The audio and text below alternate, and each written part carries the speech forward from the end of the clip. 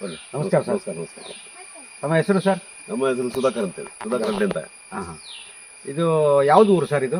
ಇದು ಕಾರಿಂಜ ಬೈಲು, ಕಾರಿಂಜೆ ಬೈಲು, ಬಂಟ್ವಾಳ ತಾಲೂಕು. ಬಂಟ್ವಾಳ ತಾಲೂಕು. ಈ ತೋಟಕ್ಕೆ ತಾವು ಒಂದು ವರ್ಷದಿಂದ ನಮ್ಮ ಈ ಮೋದಿಗೆ, ಸ್ವದೇಶಿ ಗೊಬ್ಬರನ ತಾವು ಹಾಕ್ತಾ ಇದ್ದೀವಿ. ಆಗ್ತಾ ಇದೆ. ಇದರ ಬಗ್ಗೆ ತಮಗೆ ಏನ್ ಅನಿಸ್ತಾ ಇದೆ? ನಮ್ಮ ಗಿಡದಲ್ಲಿ ಈ ಸಲ ಕೊಳೆ ರೋಗ ಕೂಡ ಸ್ವಲ್ಪ ಕಡಿಮೆ ಆಗಿದೆ.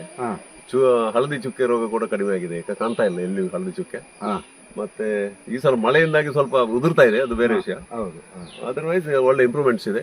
ಮಣ್ಣಿನಲ್ಲಿ ನಾವು ನೋಡುವಾಗ ಎರೆಹುಳು ಕಾಣ್ತಾ ಇದೆ. ಕಾಣ್ತಾ ಇದೆ. ಮುಂಚೆ ಸಿಗ್ತಾ ಇರ್ಲಿಲ್ಲ ನಮ್ಗೆ. ಮುಂಚೆ ಹುಡುಕಿದ್ರು ಸಿಗ್ತಾ ಇರ್ಲಿಲ್ಲ, ಈಗ ಸಿಗ್ತಾ ಇದೆ. 1 ವರ್ಷ ಆಯ್ತು. ಈಗ ನಾವು ಆಗಸ್ಟ್ಗೆ 1 ವರ್ಷ ಆಯ್ತು ಇದನ್ನು ಸ್ಟಾರ್ಟ್ ಮಾಡಿ. ಈಗ ಗಿಡ ನೋಡುವಾಗ ನಿಮಗೆ ಒಂದು ಸ್ಯಾಟಿಸ್ಫ್ಯಾಕ್ಷನ್ ಇದೆ. ಸಮಾಧಾನ ಇದೆ. ನಾವೊಂದು 2 ಗಿಡ ನೋಡುವ.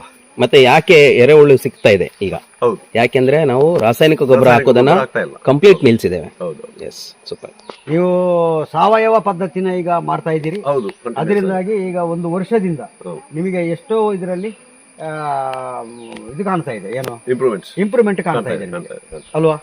ಓಕೆ ಸರ್, 1-2 ಗಿಡ ನೋಡುವ ಸರ್ ನಾವು. ಎಸ್, ಇವರು ಅಡಿಕೆನೂ ಹಾಗೇನೆ. ಅಡಿಕೆ ಹೇಗಿದೆ ಸರ್ ಈ ಸಲ? ಅದಕ್ಕೆ ಸ್ವಲ್ಪ ಕೊಳೆ ಇದು ಉದುರಿದೆ, ಆದ್ರೂ ಕೂಡ ಪರವಾಗಿಲ್ಲ ಅಲ್ವಾ? ನೋಡಿ ಇಲ್ಲಿ ನೋಡಿ ಹೇಗೆ ನಿಂತಿದೆ ನೋಡಿ ಅಡಿಕೆಗಳೆಲ್ಲ. ಎಲ್ಲ ನೋಡ್ಬೋದು ತಾವು, ಚೆನ್ನಾಗಿದೆ. ಓಕೆ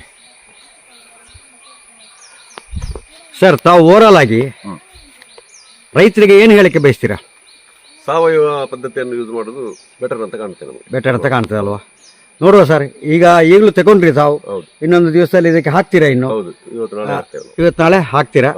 ನೋಡುವ. Thank you sir, thank you very much.